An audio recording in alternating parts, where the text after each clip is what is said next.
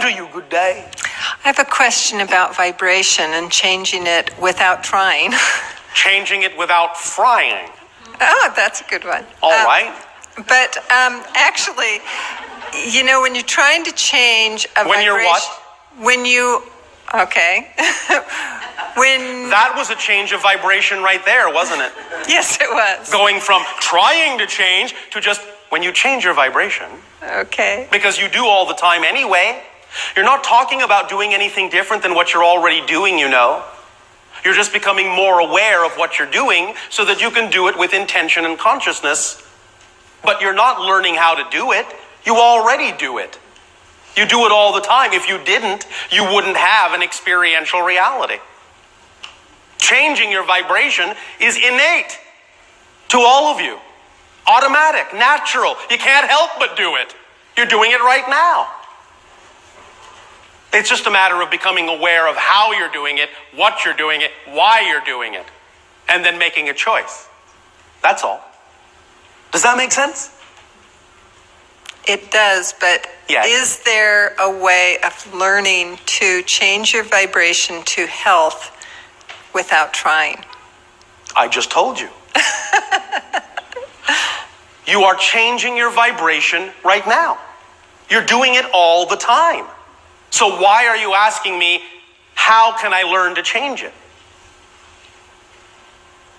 You're doing it right now. You just did it again. You just did it again. You just did it again. You just did it again. Just did it again. You just did it again. Just did it again. You just did it again. You're doing it all the time.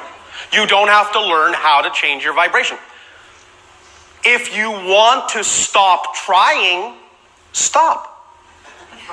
But remember, trying to change your vibration is in and of itself a definition. It's a thing that you're doing. You're using your energy to experience trying. That's all right. Just acknowledge that that's what you're doing. That's all. And if you are then done with trying, you'll stop. If you're not done with trying, you won't. Let us explain something in this way. Please understand, every single one of you without exception, and I mean without exception, are absolutely master creators. Every single one of you. You are always manifesting instantaneously. Again, if you weren't, you wouldn't have an experiential reality. You have to always be manifesting something in order to have what you call the next moment in your reality. So you're constantly manifesting. Constantly. Now, if because of your definitions and your belief systems and what you have been taught to believe is true, you feel that you must create for yourself a manifestation of the experience of trying to do something, well, you're still actually manifesting. It's just that you're manifesting a specific thing that gives you an experience called trying to do something. But that is a manifestation. Does that make sense to you? Yes. You see, it's really, in a sense, like you're just playing a game of hide and seek with yourself. Even though you may feel like you're trying to manifest, you are actually manifesting trying. You're already manifesting. It's just now that you have to get in touch with the fact that you may no longer prefer to manifest that. But you don't have to learn to manifest. You do it instantaneously, flawlessly, magnificently, and perfectly. You just have to get in touch with why it is you would think that manifesting the experience of trying to manifest is something that you are getting something out of. When you believe you're no longer really getting anything out of that experience, believe me, you will stop doing it. And you'll manifest something else. But it's all about definition, and it's all about how you have defined your motivation.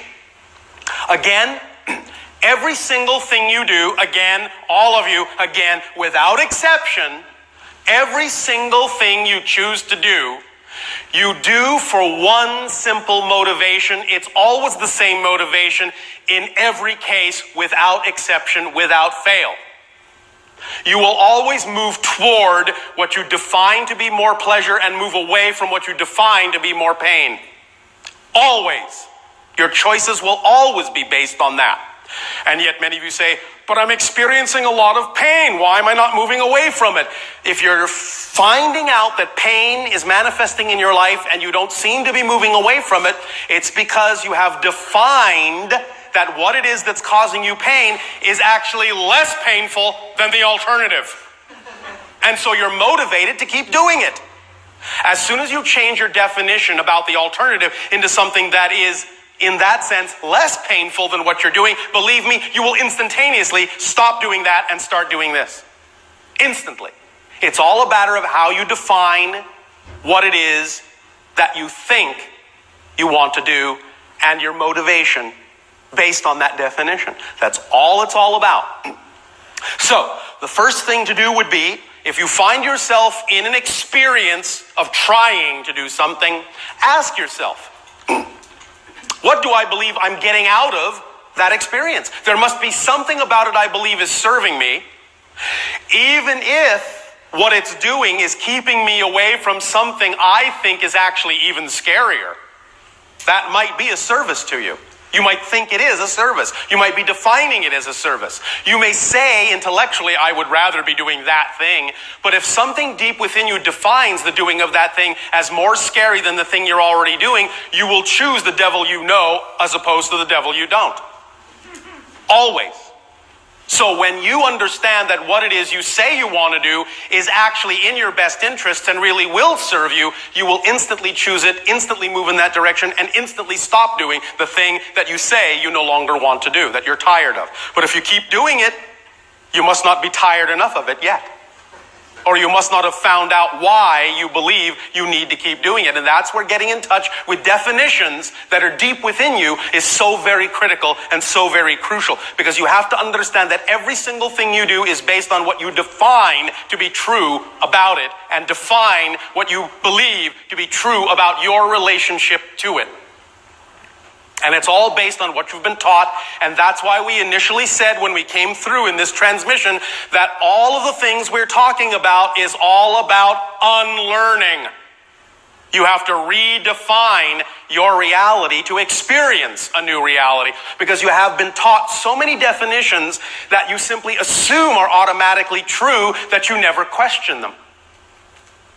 Here's an example that we often give to illustrate the point. Are you paying attention? Yes. Oh, all right. Many of you say, I know I keep doing this thing. I don't want to keep doing it. I can't help it. It's a habit. All right. But that's because you've defined a habit as something you can't help but keep doing. Our definition of a habit is this. A habit is something you do that you don't know you're doing. Once you know you're doing it, it's not a habit, it's a choice. Ooh, responsibility. Oh no, scary. No. If you keep doing it and you know you're doing it, it's no longer a habit, it's a choice. And now comes the 64,000 or million or billion dollar question. Why would I keep doing it? Aha, now you're in control. Find out. What's the definition that says you're motivated to keep choosing a thing you say you don't want to keep choosing, but keep choosing? And if you ask why, what would I have to believe is true about this situation, about me, about my relationship to it, in order to believe, in order to define that this choice is the wisest, most beneficial choice for me to keep making? Because that's all you're doing. You're just making a choice. That's all you're doing.